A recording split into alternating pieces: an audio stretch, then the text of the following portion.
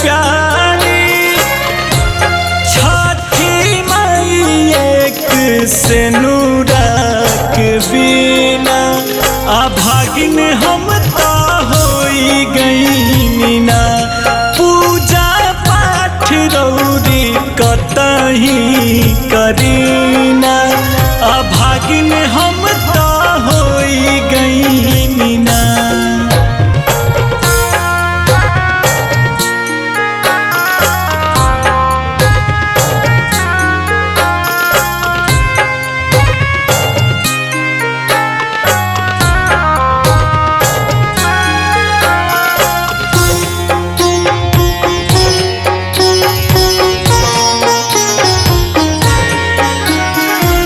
दूरही से देखी लोग कोसिया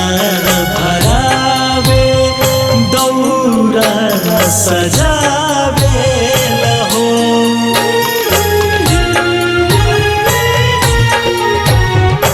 रौरी पूजन के विधानवा में हमके केहू ना बुलावे लहो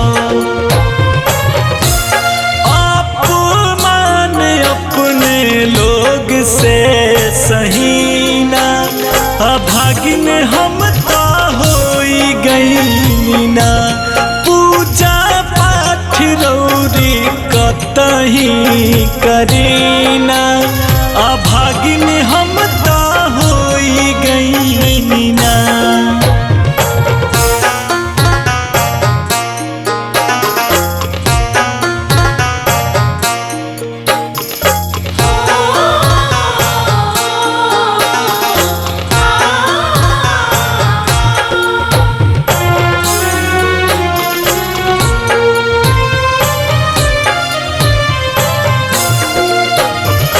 करब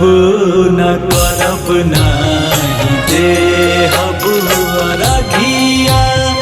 कबो अब तोहार हो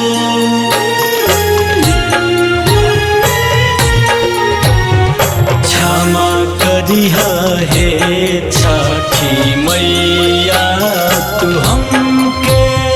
भैनी लाचार हो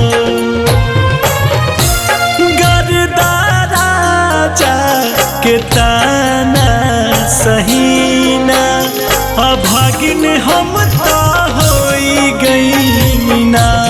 छठी माई एक से नूरक बिना अभागिन हम तो होई गई ना।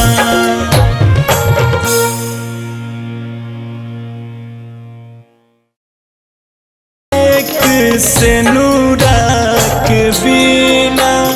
अभागिन हम